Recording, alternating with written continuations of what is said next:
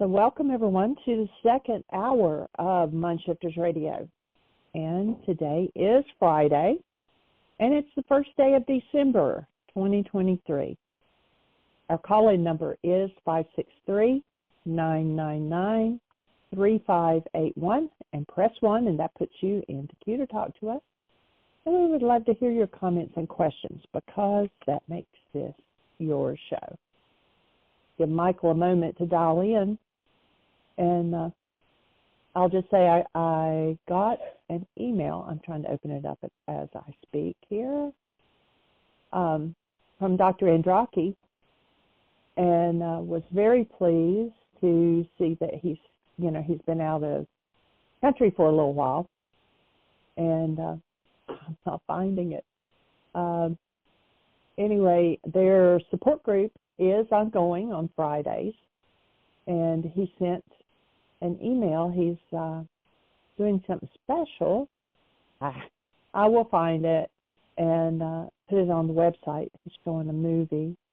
And anyway, I'll have to go over to my other email. Maybe it came to Y again instead of my MSN. Anyway, I will find his email, and I will put the flyer on the website under the support groups. And if you wonder where that is, if you go to whyagain.org and go under healing, support, and then there's MindShifters support groups. And so you can find that information, and a lot of the groups are by Zoom, and so you can join in. Don't have to be over in Nevada to participate. I will double check with Stephen and find out what their link is, if they're still doing it by Zoom and not just in person. But I was pleased to see that that was still ongoing. I know because he has been traveling the world a lot, that I thought, well, perhaps that wasn't happening, but it is, and so I'm glad about it. If you are holding a support group, you might want to go out to my website and click on that healing and support and MindShifters support groups, and see that I've got your information correctly. Sometimes people will change from one day to another, and maybe your Zoom link is different, or maybe you're doing it just in person now and not by Zoom. And so let me know those things so that I can make the change on the website. And Michael has joined us, so I'm going to say welcome, Michael, while I go out and try to find Dr. Androcki's email. Thank you, dear heart. He used to be on the list. Was his name taken off of it? We had it listed there previously. I'll have to go out and look. Yeah, it's probably still there. And it was by Zoom, and he was traveling for several months and wasn't in the country. And he had been doing it by Zoom, and so now maybe, they're doing it just in person. But I will get all that information and update the site. Awesome.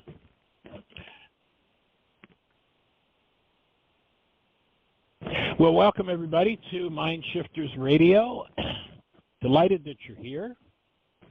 It always warms my heart that we get to continue this conversation, and layer by layer, level by level, insight by insight, we build the brain cells to move into this space of healing.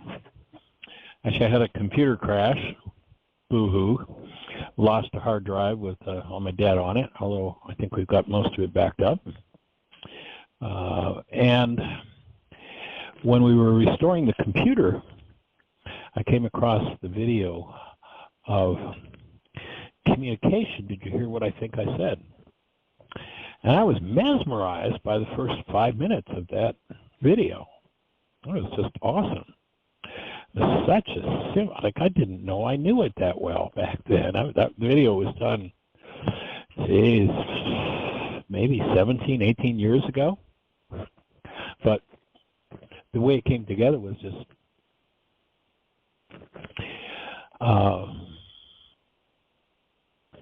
so perfect in terms of getting this concept that the world we look at is painted on the inside of our eyeballs. It's not on the outside of our eyeballs. And I don't know if I could replicate it now, but I'm inclined to give it a shot. And basically, it's a video, so you'll visualize, if you would, that I've got a whiteboard here. And I'm going to draw a flat line, good size long flat line, relative to the size of the board. Then I'm going to draw a semicircle, about a third of a circle up above it. And then I'm going to do two little circles inside of it. And you might think of Kilroy, you know, the creature that looks over the table. You see the eyes coming over the table and the nose. So I've drawn a picture that looks like that.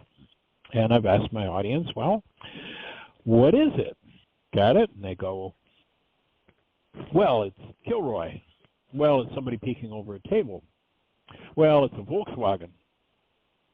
No, it's a two-door igloo. And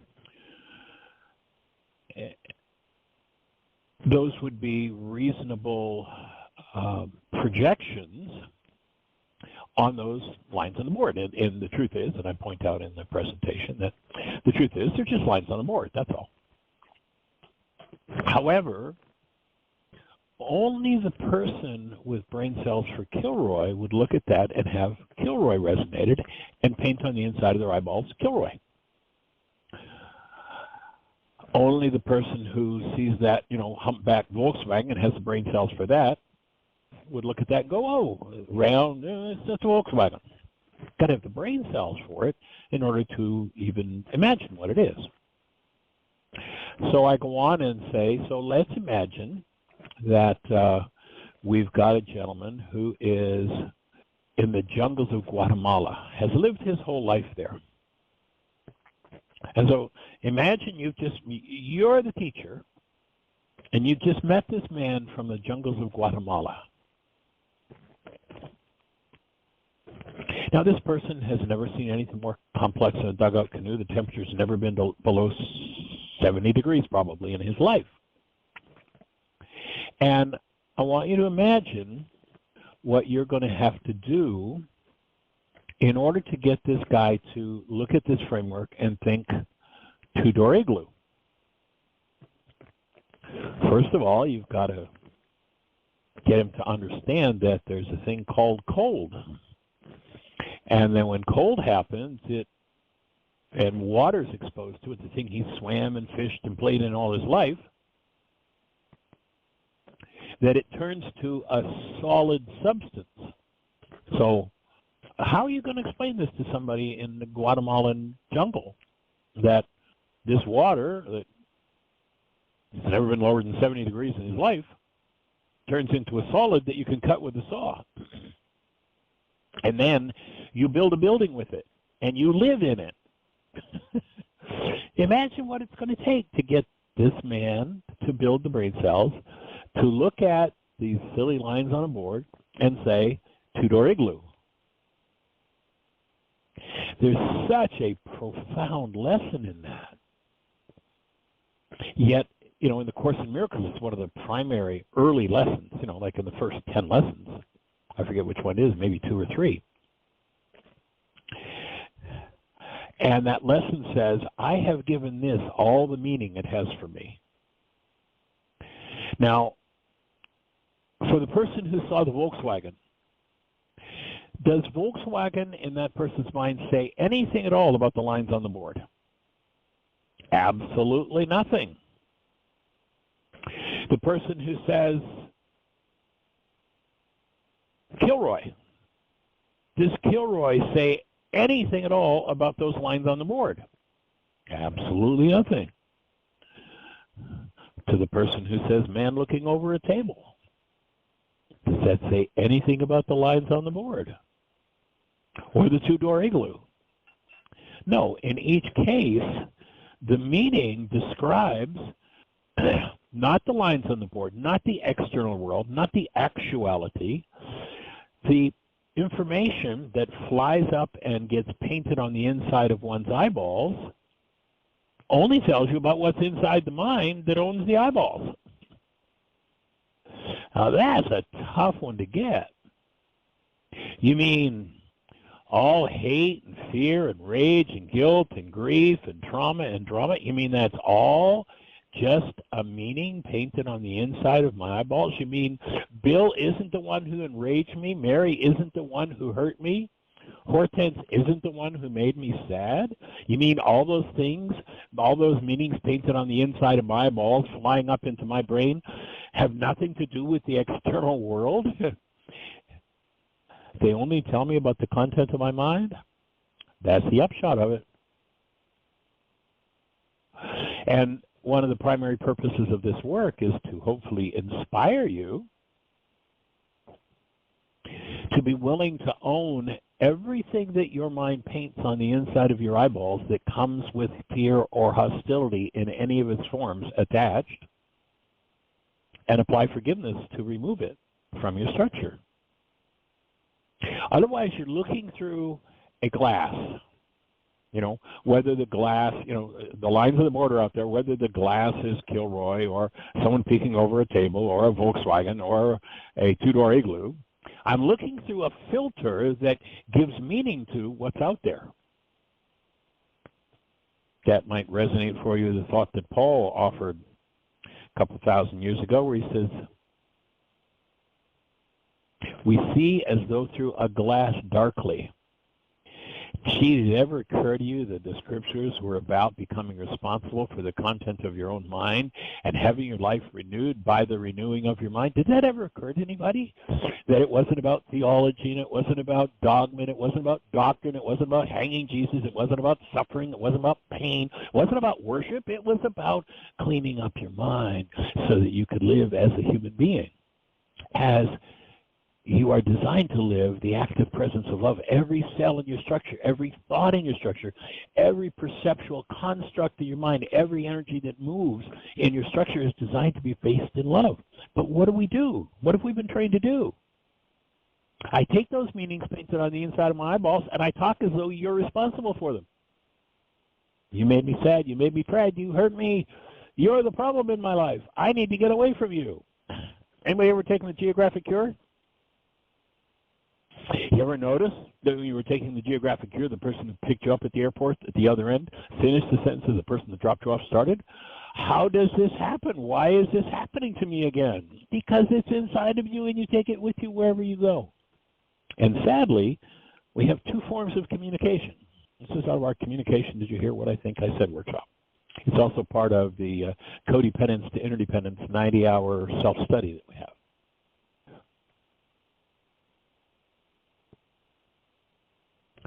Reality, the content of one's mind reflected in a picture painted on the inside of the eyeballs that makes sense to the perceiver, is a strictly internal construct of that mind. Sometimes it reflects what's going on in the actual world, and most of the time, or I should say, whenever there's hostility or fear, it represents nothing going on in the actual world. It only represents what's going on inside of us. And to me, it was such genius for this man Yeshua to come along to 2,000 years ago and say, here's how you collapse the false projections of your mind. Here's how you remove. You remember there's another one Paul got in there, you know. Beware you who judge another, for that which you judge another, you have been guilty of practicing. You know, how many times did we hear about the preacher in the back who's raging about the homosexual, or raging about the prostitute, or raging about this, or raging about that, and then when they catch him in the back room, what's he doing? Exactly what he's railing against. Oh dear, what a game. But most people only have one language, and it's the projection language. And the projection language is, I have a construct in my mind that I describe in terms that wants to make it true about the world and not true about me, and convince me that the world's responsible for it. But once again, you've been through it 87 different times with 42 different people. Who do you suppose it belongs to if it's in your mind? And if you use projection communication, which means you're in denial. Remember our definition of denial, when I think or speak as though something inside of me is caused by something outside of me. Most people never say a word about a word that approximates being responsible for the content of their own mind. Their words are all about how they take their own content and they make it the responsibility of the world. Now, if you do that, again, that's called denial. What has to happen in order for your mind to paint the picture on the inside of your eyeballs that it does, you have to dissociate from the truth of what's going on inside of you, from the real cause of what it is that you're experiencing that's so painful.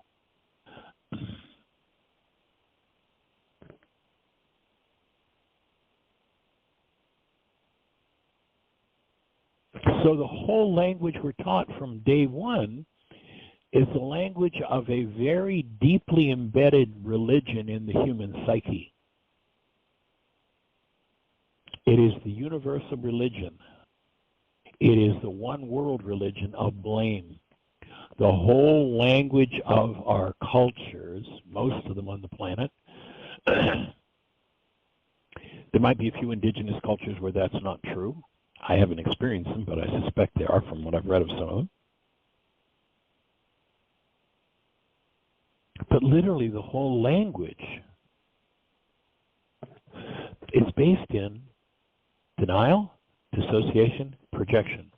And now I use my words to try to prove to you that the construct inside of my mind, painted on the inside of my eyeballs, is caused by you.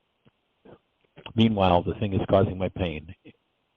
To hold that belief, I have to hide my pain from me. How many generations do you suppose that's been going on? Remember that tune? How long has this been going on? A long, long, long, long time. So what we're introducing is a tool called responsibility communication. We do have it in a 4-hour audio program that you can either get streaming or CDs of. We do have it in a 2-hour DVD program that you can buy on our website and the catalog.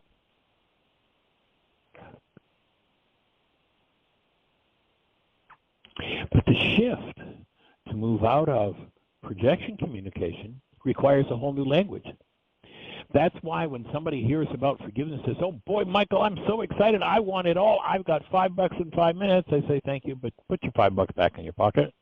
If all you've got to dedicate to making a shift out of the insanity of literally the whole world that you've been brainwashed into from the first day of your life, as we all were, if the only thing you want to invest is $5 in 5 minutes, don't bother, because you're wasting your time.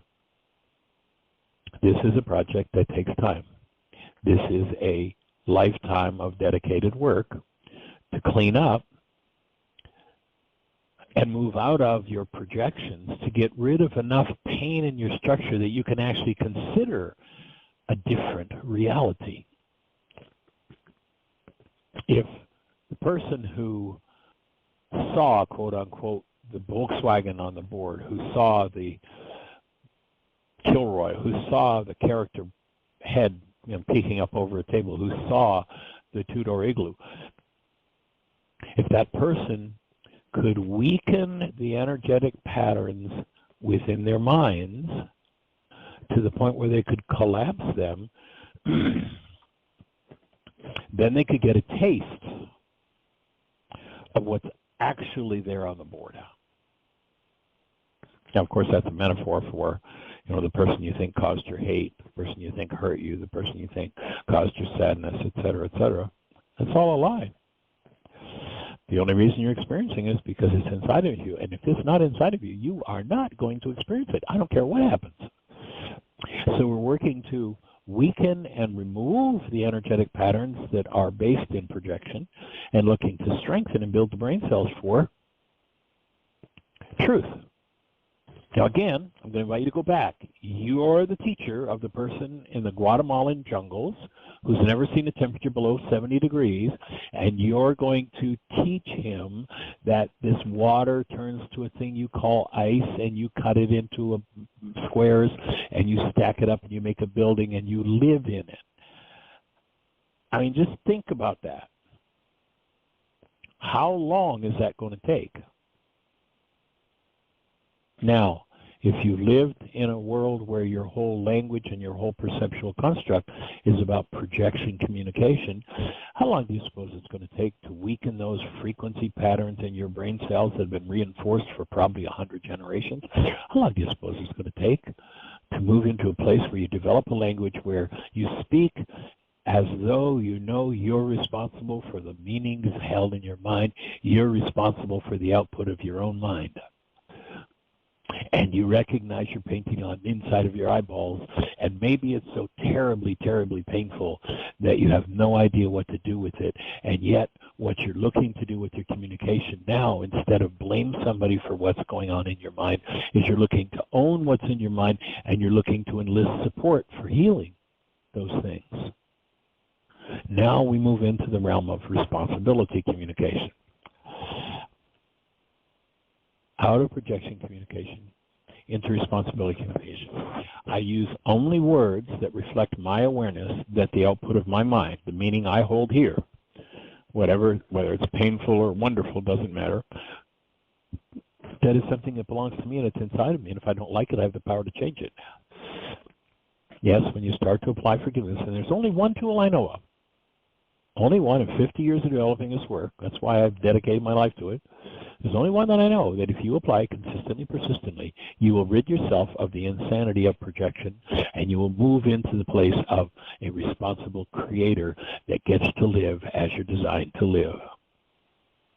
But it's going to take words that reflect that you're aware you own what's going on inside of you, and it's going to take the use of a tool that weakens the frequencies of the projected meanings of the pain of the trauma of 1,000 generations, to the point where it no longer calls out to you so emotionally and so powerfully that you get lost in it, that you get totally sucked into it.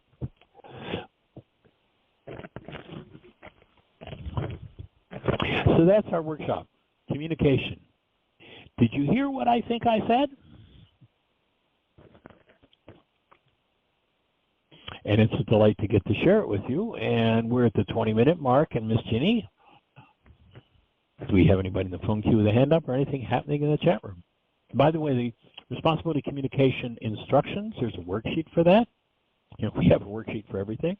You can go to the website, whyagain.org, and look for communication rules. And that will lay out step by step how you start to make that shift. And of course, if you're not using the forgiveness tool, we invite you to go to your app store on your phone, type in the words Heartland Aramaic Forgiveness. I just got a note from someone the other day who'd done this work back 35 years ago, and we only had paper copies before Jeanie developed the app. And he wrote to me the other day, and it's like, it's so easy to do this now. I live on a boat, and I don't even have to, I don't have to have a piece of paper. I just do it right there on the phone. That's awesome. Yeah. So you can get the forgiveness process right there. You can go to our website. You can do it live on the website. You can actually fill it in and do it live, print a copy from there. Or you can go to the website, and there are several different versions of the worksheet, each one slightly different, each one effective in its own right, and we leave them all in place because we found that people, when they change from one worksheet to another, on occasion move back and forth, that it opens new spaces within them. So those things can be downloaded from the website and printed off on your own printer and done on paper. So we're here, and the reason we're here is to answer questions, to support you in being able to use those tools. You know, if you're in the app, you can be on any page in the app, and if a question comes up, you just click a button, write your question out, hit send. It'll go to Jeanie. She'll read it on the show. We'll answer it, and she'll send you back an email that says, here's a link to your answer. Give it a listen. And, of course, you can download and listen to it over and over and over again. The radio show now is in its 12th year. Actually, we're getting ready for a 13th year next month. We'll start into our 13th year, 5 days a week.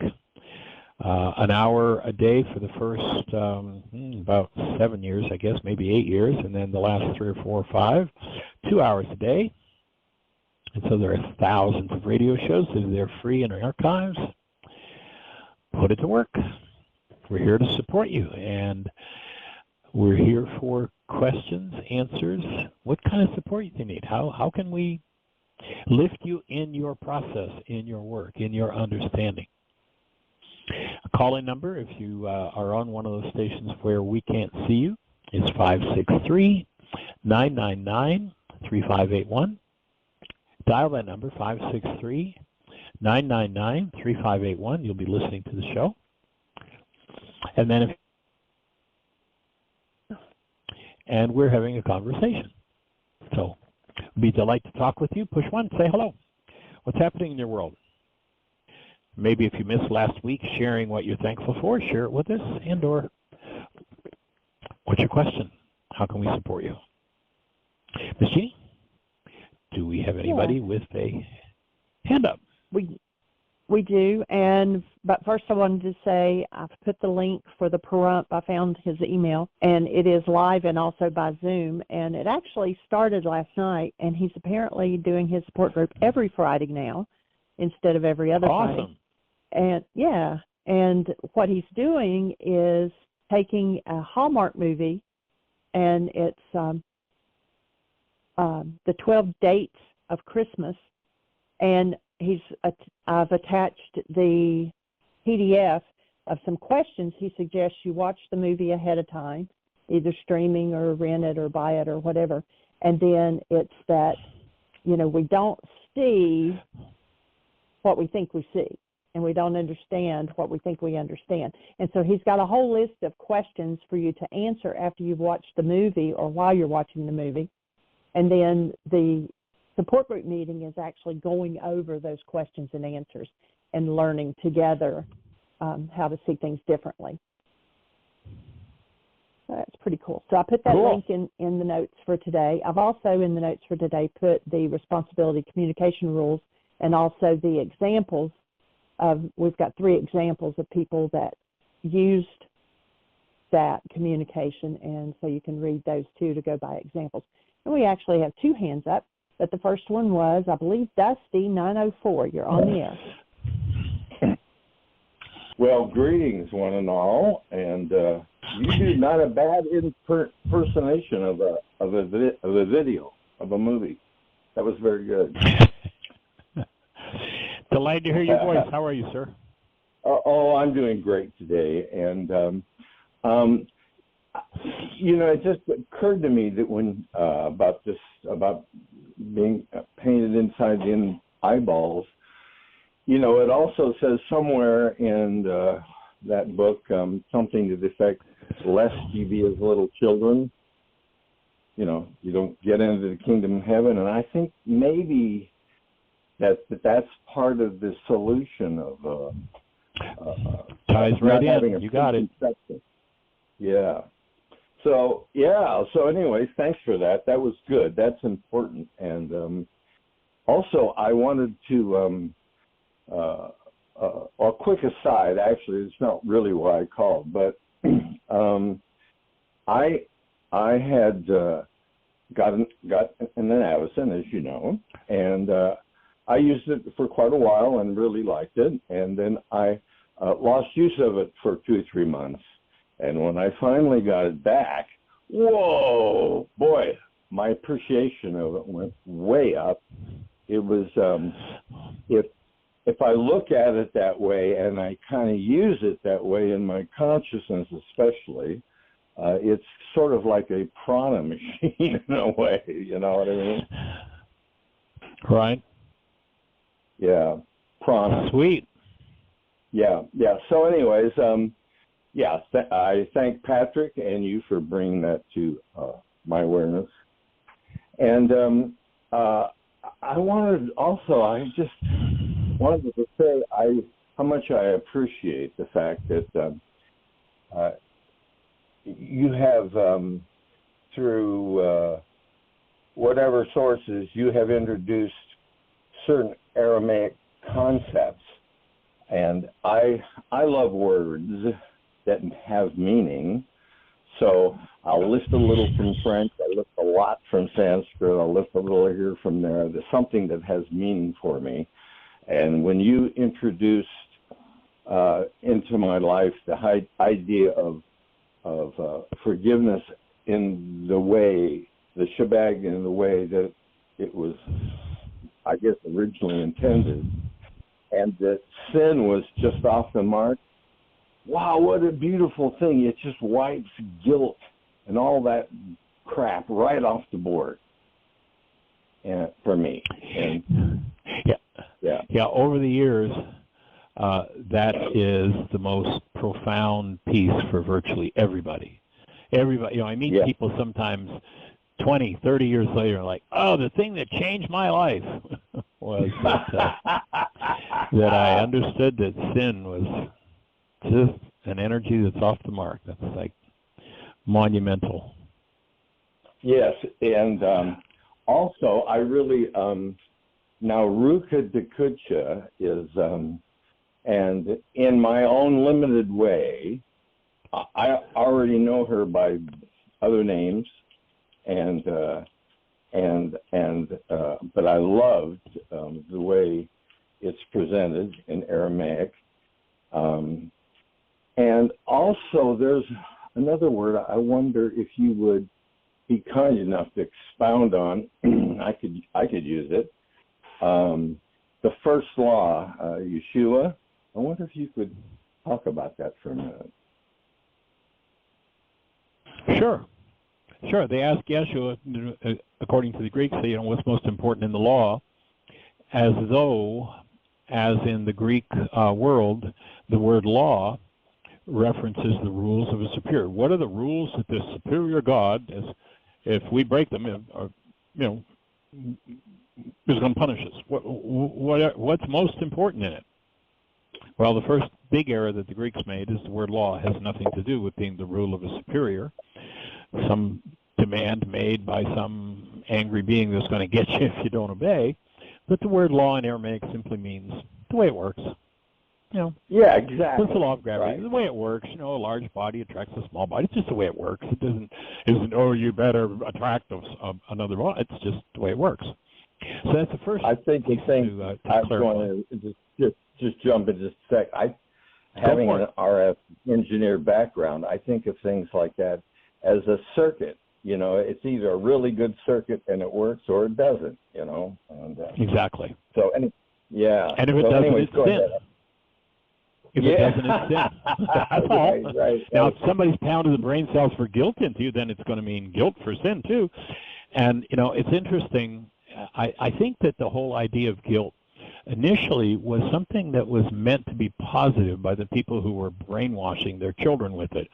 You'll be guilty if you do this. And they thought that they were putting an inhibitor in, but actually they didn't understand that we lived in an energy system, and that all that conversation about what you should be guilty about builds the brain cells for doing that which you're going to be guilty about and becomes the attractive energy that drives people to do it. But it's a little people bit didn't like understand the way the energy system worked. Yeah, exactly. And it's a little like atomic energy, It's whoops. Right. We didn't get that one. So it's basically as the first law, it's about love, essentially. Is that right? Well, what he says is, the Greeks say that he says, you must love God and your neighbor as yourself. Totally, completely false, fake, screws up the whole game of life if you believe that's the first law. That's why, in the name of the people who are promulgating that Greek translation, we've got so much trauma going on in the world and so much insanity going on in the world. And why, like, for instance, that supposedly is a quote-unquote Christian principle, and we now have 32,000 sects of so-called Christianity. Like, how does that happen? Well, if you don't have the man's word, wow, only 32,000 sects. Yep. Wow. It's interesting. Vladimir Lenin, who is probably responsible for more deaths on planet Earth than any human being in history, said this: if you change the meaning of a culture's words, you can destroy that culture. And that's exactly what happened. So if we go to the Aramaic, the words as they fall from Yeshua's mouth is, and I'll do the long form, there is a filter in the frontal lobes of your brain that's called Rachma. Rachma is both a filter and a gateway. As a gateway, if it's open, love, human life, your created essence, comes into your physiology and you get to live as a human being. If it's closed, there's no love in you, there is no human essence, and you'll do whatever you've been brainwashed to do by your culture and by your genes. The second function of this gateway is as a filter, and what it does is it lays over the frontal lobes of the brain where intentions are held. And it filters out all intentions based in hostility or fear and makes only intentions that are keyed to love available in your awareness. Again, this is the long form. And the reason why it's important to have only those intentions keyed to love available in your awareness is because your intentions are the raw material of your goals. You know, there are people out there who are writing books about the power of intention, and they're silly. It's a silly precept. Intention can no more cause a behavior than a shadow can carry a stone. An intention has to be turned into a goal to drive behavior. So in essence, if Rachma is active, love is present in your mind, and all of your intentions are keyed to love so that all of the raw material of your goals are based in love, and when you set one into motion, then you activate a second filter in the back of the brain where perception is stored. This second filter is a corollary filter to Rachma. It's called Kuba. The two filters active together in Aramaic were called perfect love. You'll remember they said perfect love casts out fear. Rachma and Kuba, set in your mind, mean that your mind can't produce a fear-based reality no matter what you think or do. And of course, that's important. We got a really sweet lesson from a guy named Job when he said, after all of the trauma that he went through, it's like, oh, I got it. That which I feared most has come upon me. That which I dreaded has happened to me.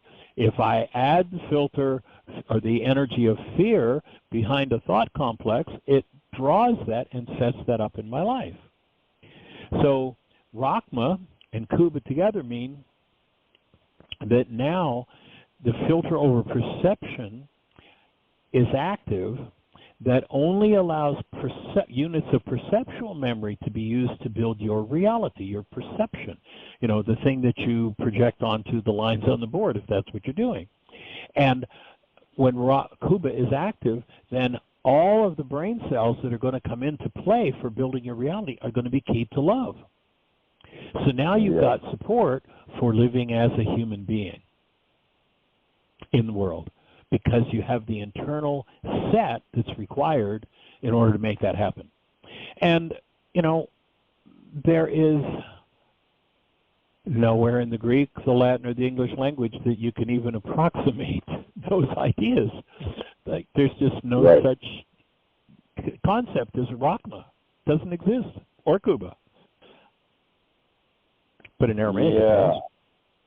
Yeah. Oh, that's beautiful, and it, I guess it sounds to many, and when I'm feeling in a biological off way, it sounds a bit much to me too. But I know that what you just said is true, and one, I guess, simplified way for me to look at it is just, if I set my intention right now, and I've decided right in this now, that whatever I experience is some aspect of love, and I'm going to go with it and work with it, and then, all of a sudden the day's brighter than if I'm focusing on, some dark aspect of something, and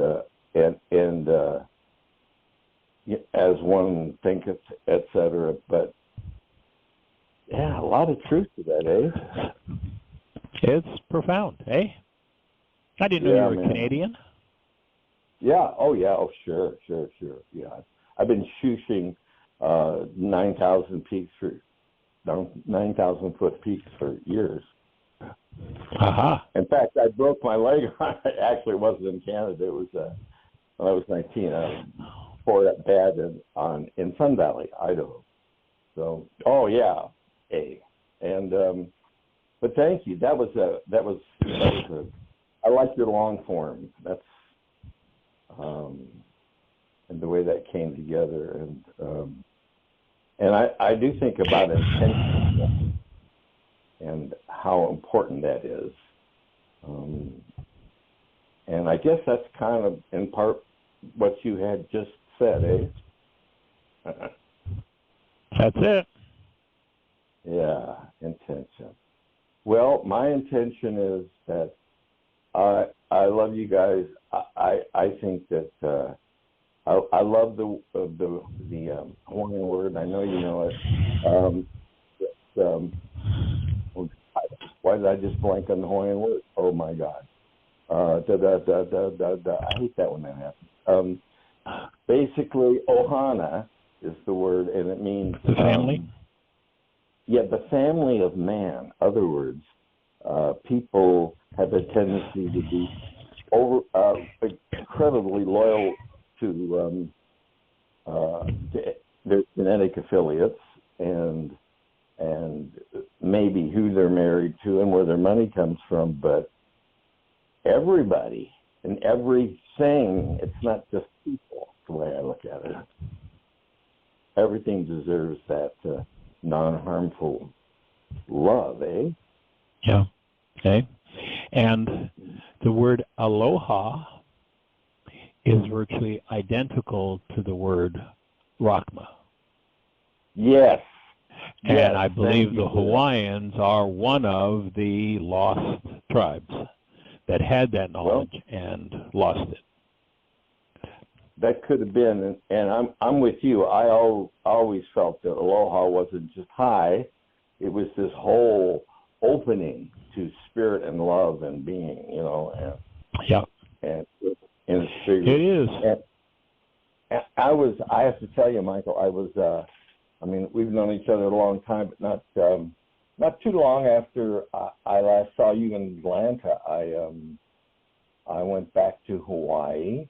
And I found myself the only white guy in a large group of Hawaiians that had come together kind of surreptitiously back in the woods, and they were trying to bring the original Hawaiian spirituality, just what you talked about with aloha, back into context. And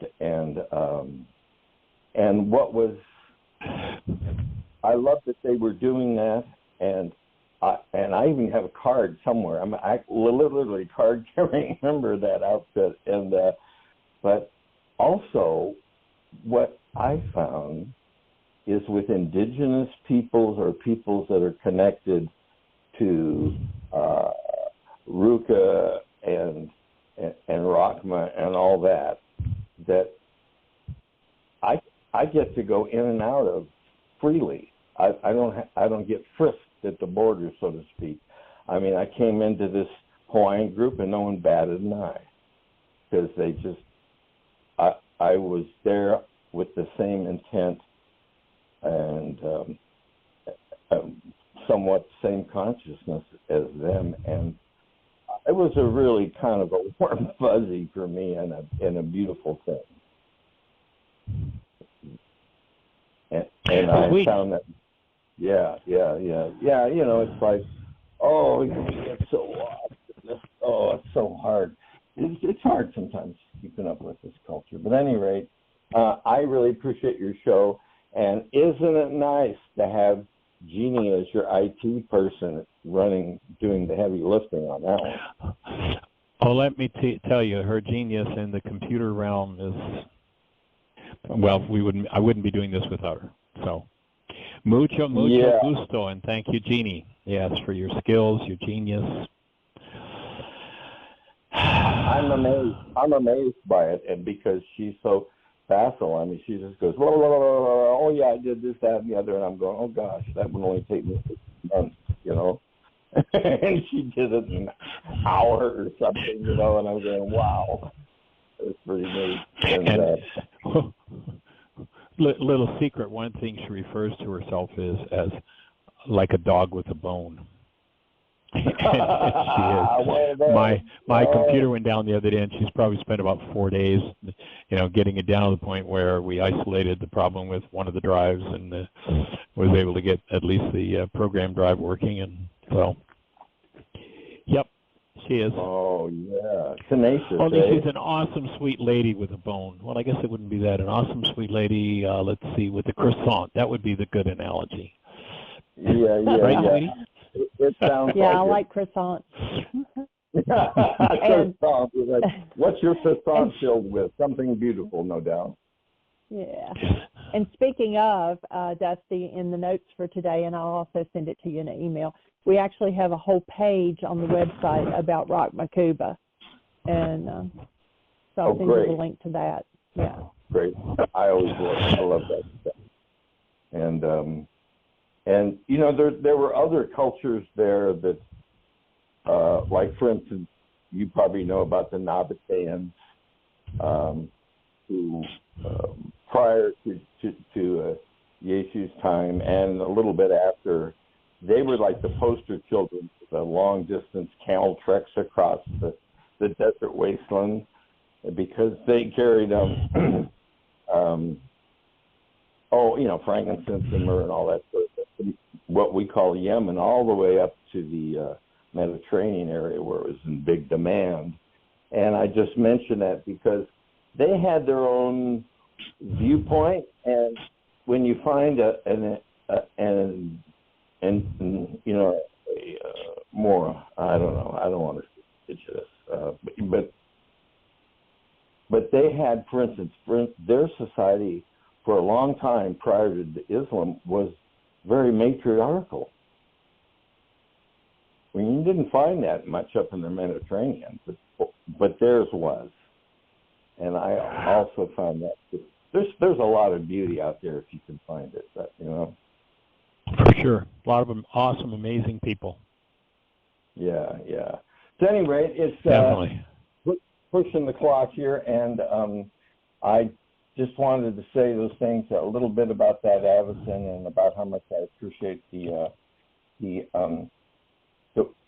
it's a window. The Aramaic words and the explanation that you've been able to bring through are like windows into another, a beautiful opening, like fresh air. Oh yeah, and I love that. Delighted to be on the team, sir. Yay! Go team. Okay, well, God bless everybody, and have a wonderful holiday, whatever it is for you. Whole season coming up. We're on it. We're on it. Yeah, I'm going to go jump in the ocean. It's 60-something right now. And, enjoy. Go out. Yeah, man, I will. I'll do some worksheets I'll do some worksheets on envy. Yeah. Well, don't worry about it too much, because if I catch a good one, I'll hold you in consciousness. How's that? All right. I appreciate that. Thanks. All right. Bye-bye. All righty. Take care. Blessings. Bye-bye. Bye. And their next caller is Miss Susan, 610. You're on the air. Hi. Well, responsible communication. I'm learning it from a new angle, and lots of work to do there, but I had a very interesting interchange with our Michael, yesterday, where he said, I can't talk the way other people do. Nobody understands me. I don't know how to talk on the phone with people. And I said, well, look, when you're being called for interviews, how about we do it on speakerphone, and I can be in on it, and maybe I know you well enough that we could together find the words that you want. And sure enough, an agency called this morning, and I went downstairs with my phone. The woman wanted to, and I'm talking about communication with someone on the spectrum who also has PTSD, high anxiety. Right. Very immediately goes into fear and paralysis, really. So I got to go downstairs with this woman on the phone, and she said a very simple thing to him, but he looked at me and shrugged his shoulders with terror, like, how do I answer this? What she said was, tell me about yourself, tell me your story, what's been going on. It's as if she was speaking a foreign language. And I don't know if this connects exactly with responsible communication, but because I've often said to Michael, you know, we don't know what you're thinking. We don't know if you have plans.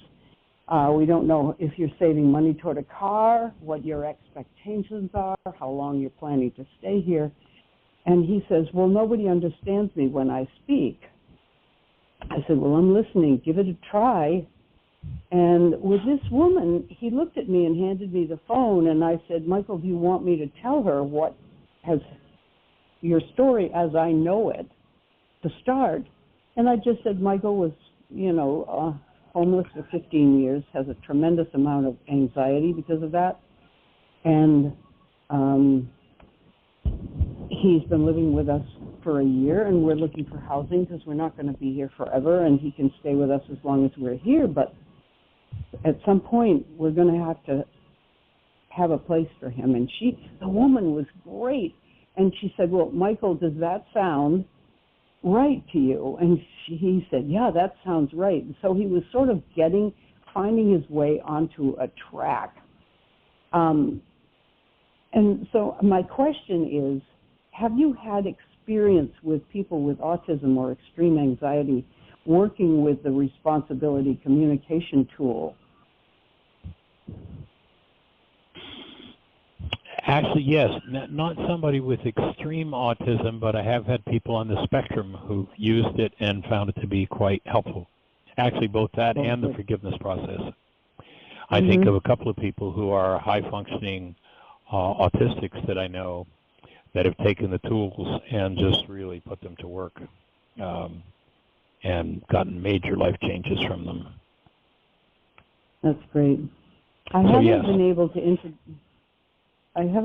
to introduce them to him. You know, early on we made a stab at it, but it just wasn't the right vehicle or something. Anyway, it didn't work. So yeah, my thought for Michael right now is that the responsibility communication would probably be somewhat difficult for him, and probably the forgiveness tool would be easier. Although just modeling, using the responsibility communication, you know, just making a point of, I recognize this is a reality in my mind, and you know, that I know that there are things I can do to change it. Might be good modeling for him to build the brain cells, to develop the brain cells to be able to speak and think in those terms. Well, the only extent that I've been able to use it is when he tells me something, I get to say, is this what you meant when you just said that? Because he'll say something like, people are evil, people are bad, I don't want to go out there. And I'll say, well, there are probably some experiences that you've had that lead you to feel that, but are there any that weren't like that? And he says, no, it's been just awful. You have no idea what it's like out there. And I said, well, Michael, you said that all people are evil, and Tim and I are people. And he said, oh, I don't mean you. And I said, that's it. Find the people that you don't mean. I bet there are lots of people out there that don't fall into that category. But that's pretty much the way it's been going. Anyway. But we had a real win with a social worker, not a social worker. A woman called back. It's hard to get people to call back, but she said, we do have he's a vet only because he went through basic training and then he was discharged because of pronated feet, something. He couldn't even walk properly. So he didn't consider himself a vet. but he is, and we got a hold of his discharge paper, and that has opened all kinds of doors to possible services for him as a vet. So suddenly she's sending us what? Go ahead. There is a vet organization that works with vets on getting them support. And with his state, this organization could be paying his caretaker, his support person, i.e. it could be you, or if he moves somewhere else, up to $2,000 a month he would get from his military service. Mm-hmm. Do you know the name of that organization? I sure do. I'll send it to you. That would be great. Yeah, that would be great. In fact, Jeanie, in case there's anybody else with that, have you got it, that information that you can just give right now, and then it'll be in the archives and available for anybody? I don't have it off the top of my head, but I'm looking it up as we speak. Jeanie, another example of the greased lightning person in the background. Dun, yeah. Well, this process is forcing Michael and me to talk more than we've talked. And I find this actually helps untie my terribly critical inner power person that steps right in, and makes judgments all over the place, which I am watching moment to moment to moment. And there's a good possibility that perceptual construct in his mind about people is a message he got from his power person that was supposed to be true about him. I'd bet dollars to donuts. You mean that the power person said he was evil? Yes. Yeah. And then, remember that when ultra-stressed, and it sounds like Michael pretty much lives in that ultra-stress space a tremendous amount of the time, then he does. The behavior one does is going to be what they hated the most from their power person. And I'm talking right down to literal, letter by letter, word by word patterns. Oh, my God. That's very interesting. Well, it's really a terrifying picture. He has an 80-something-year-old sister. He doesn't know if she's still alive. He doesn't care to find out.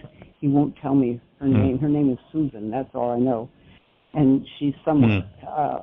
And he has an ex-wife who lives in this neighborhood. He won't tell me where or who she is. I don't want to have anything to do with them. And he said, when you drop my mail on the top step, I'm terrified because they've found me out. I've been discovered. I'm terrified that I'm going to be in trouble. I mean, we're talking serious fear. He says, I try not to think at all because when I think, I'm in total panic. My thoughts are so bad. Can you imagine living like all the time? Thought disorders do that. I mean, people are harrowed, and people think it's got to do with somebody in the outside world. That's just typical. Mm-hmm. Tortured. That information, it's called Veteran Advocacy, Advocacy, I think I'm saying that right, Associates. Yep. And the website for anybody that's listening is myvaa.org.